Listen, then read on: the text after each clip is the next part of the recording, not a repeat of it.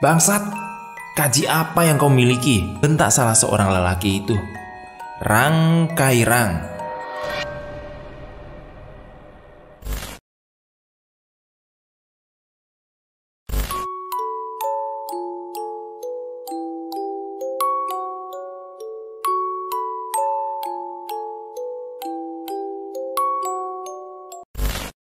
Tung, tak ketung. Ingat pesan ibu ya, ujar wanita tua itu singkat. Iya bu, iya. Ibu jangan khawatir, aku tidak mungkin menjadi seperti ayah kok, ujar tak ketung seraya memeluk ibunya yang sangat ia sayangi itu. Aku pamit ya bu, doakan semoga aku berhasil, ujar tak ketung seraya melepaskan pelukannya. Hati-hati di jalannya nak. Mungkin sore nanti kau akan sampai di tempat guru ayahmu itu. Tak ketung mengangguk lalu berlahan berjalan meninggalkan rumahnya. Dalam perjalanan tak ketung banyak menemui rintangan, mulai dari ular, jurang, bahkan hari yang cerah tiba-tiba menjadi gelap karena awan hitam itu. Namun rintangan itu tak menggoyahkan tekadnya dan tentu semakin semangat untuk mencari kaji atau ilmu. Kira-kira sekitar jam 5 sore, tak ketung sampai di sebuah gubuk tua yang dia yakini adalah gubuk tempat tinggal guru dan ayahnya itu. Permisi, ucap tak ketung berkali-kali seraya melangkah menaiki tangga lempang khas Dayak itu. Namun baru selangkah saja, tangga dan kaki tak ketung terasa berat dan sulit untuk digerakkan. Ada apa ini? Kakiku kok menjadi berat, batin tak ketung. Beberapa saat tak ketung berusaha menggerakkan kakinya. Saat kepanikan tak ketung mulai tak terkendali, tiba-tiba dari arah belakang terdengar suara tawa seseorang. Ada tamu rupanya, ujar suara itu. Plak! Suara tepukan pundak tak ketung. Kakinya yang terasa berat tadi tiba-tiba kembali ringan saat pundaknya ditempuk oleh lelaki tua itu. Maaf sebelumnya, maaf, saya kemari ingin mencari Datuk Dibau. Saya ingin berguru dengannya, ujar tak ketung menjelaskan maksud tujuannya ke sana. Memangnya kau mau mencari kaji apa kemari? Tanya lelaki tua itu seraya menaiki tangga. Ayo masuk. Gak usah takut, ujar laki-laki tua itu. Akulah Dibau yang kau cari, lanjut lelaki itu. Mendengar perkataan lelaki itu, tak ketung langsung bersimpuh di dekat kakinya. Saya anak Liau Landuk, anak dari murid Datu, ujar tak ketung seraya memberikan sebuah batu berwarna merah kepada laki-laki tua itu. Landuk sudah mati, guman Datu Dibau seraya mengambil batu merah itu. Iya tuh, iya. Ayah saya sudah mati, terbunuh oleh kesombongannya sendiri, ujar tak ketung. Mari, masuk cu, masuk.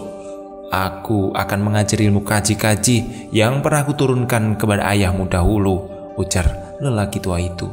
Mereka kemudian berdua masuk ke dalam rumah. Saat tiba di dalam rumah itu, tak ketung melihat keseluruhan rumah. Banyak benda-benda tua dan beberapa senjata tajam tentunya. Ayo, silahkan duduk, ujar Datuk Dibau dengan ramah. Tak ketung lalu duduk perlahan berhadapan dengan laki-laki tua itu. Ayahmu dulu sangat tekun dalam mendalami kaji-kaji yang pernah kuturunkan kepadanya. Semua syaratnya dia penuhi dengan sempurna, ujar Datuk Dibau mulai bercerita. Apa kau benar-benar dan bersungguh-sungguh dalam ucapanmu tadi tuh, Cuk? Kau harus tahu syaratnya dan tentu itu tidak mudah. Dan untuk untalan itu sendiri akan membawa beberapa kesusahan di ujung ajalmu, ujar Datuk Dibau. Maksud Datuk gimana? Tanya tak ketung. Pertama, kalau kamu menelan untalan, maka jika kau mati, kau akan menjadi hantu buta atau raksasa. Dan jika kau mati dalam pertarungan, kau akan langsung menjadi hantu.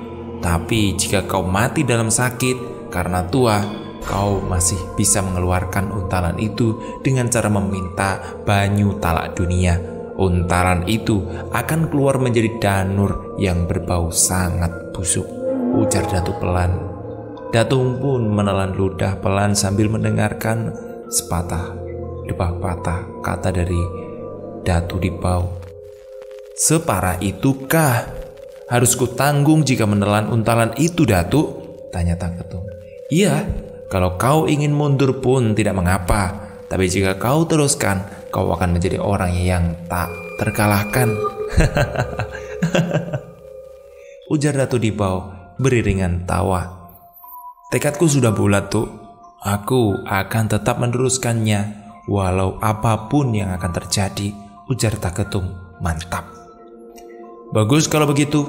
Malam ini juga aku akan berangkat mencarikan untalan untukmu," ujar Datuk Dibau seraya tersenyum. Saat langit sudah gelap, Tak Ketung dimandikan dan diberikan hafalan-hafalan mantra. "Kau baca terus-menerus hingga kau mendengar suara sang kalap kuyang, baru kau hentikan bacaan mantramu. Paham? Kau mengertikan maksudku?" Tak Ketung mengangguk pelan.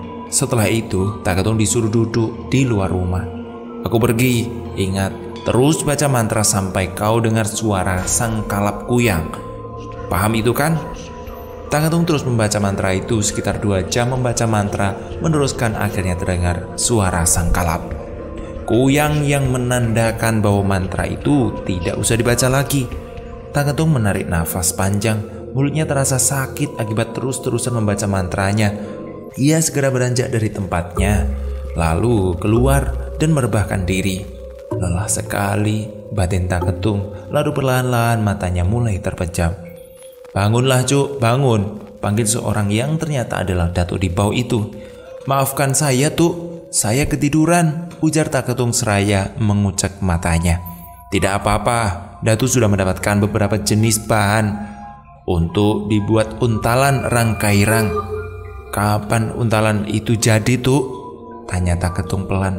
"Malam ini juga untalan itu sudah bisa kau untal," ucap Datuk Dibau seraya duduk dan mulai membongkar bahan-bahan yang akan dibuat untalan itu.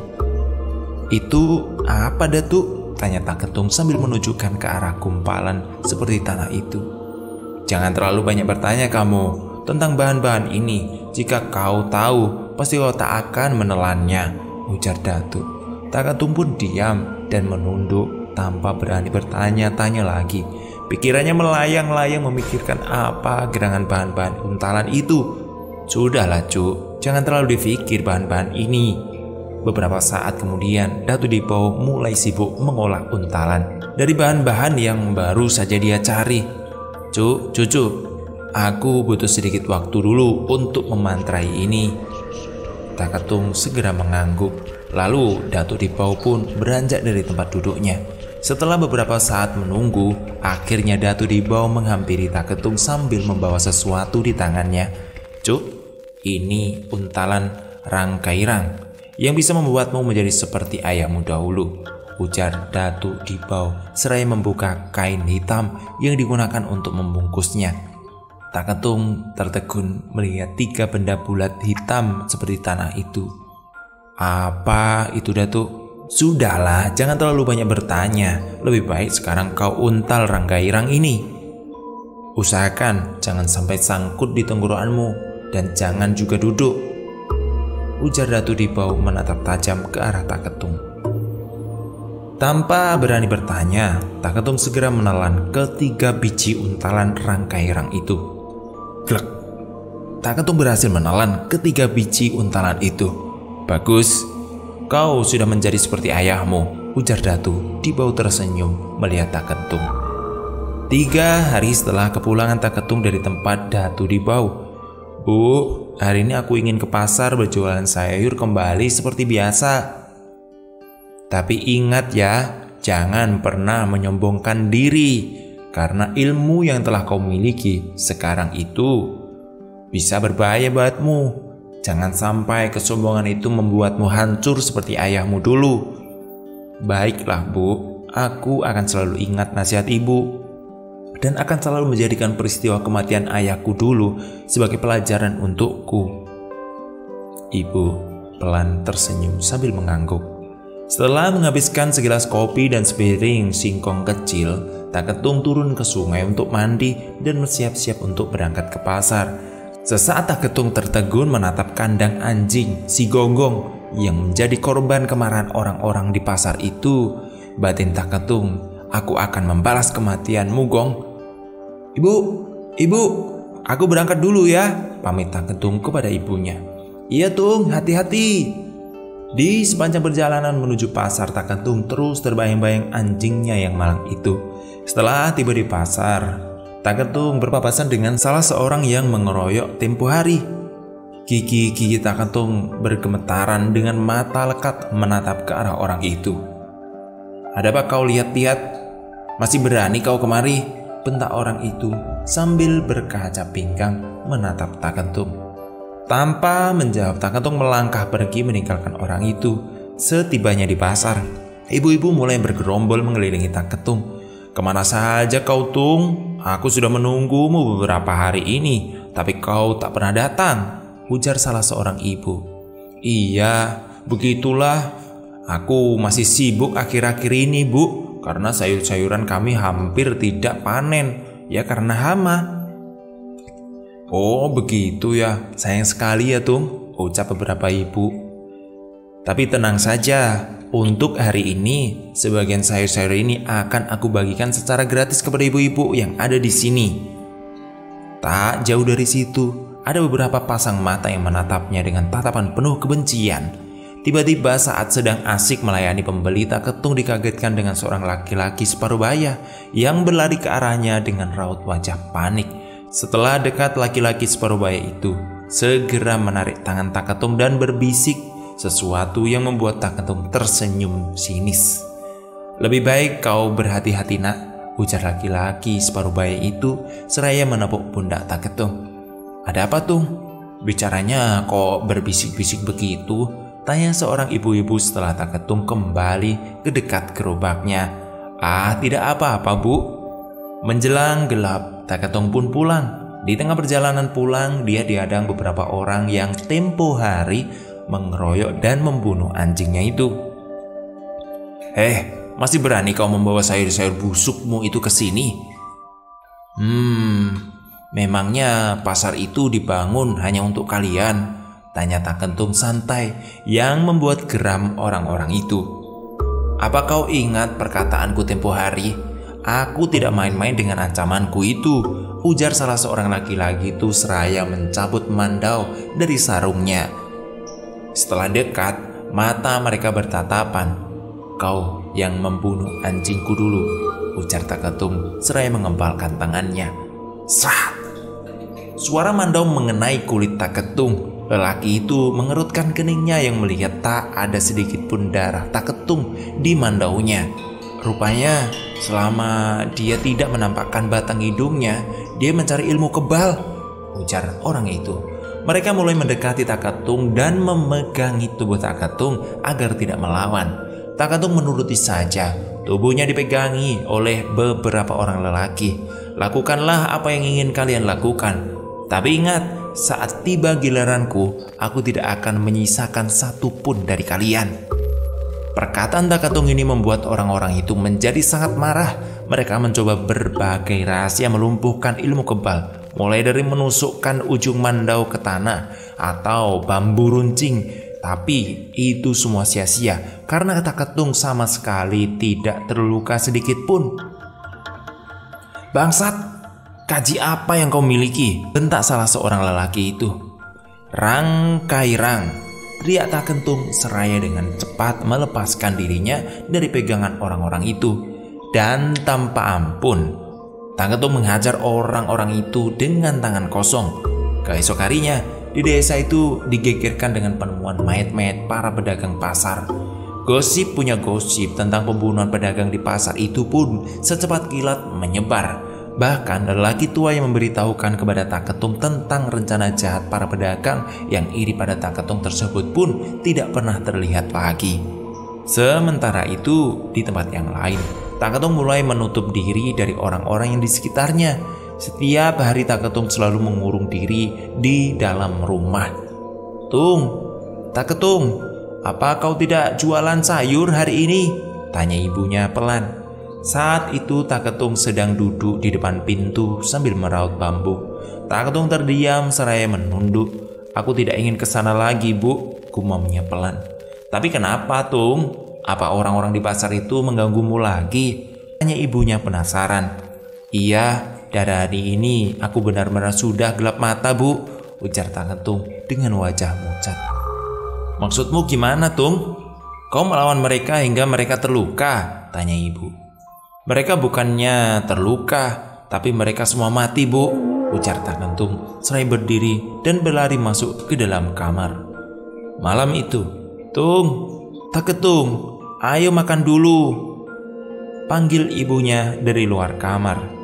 Suaranya hening. "Tung, Tak Ketung," panggil kedua kalinya dari luar kamar oleh ibu, tapi masih saja tetap hening. "Tung, Tak Ketung, ada apa, Nak?" panggil ibunya lebih keras lagi seraya masuk ke dalam kamar anaknya. Teriak ibunya tak tertahan setelah melihat keadaan Tak Ketung yang tergantung dengan rotan. Ibunya berlari keluar rumah meminta pertolongan kepada warga dusun.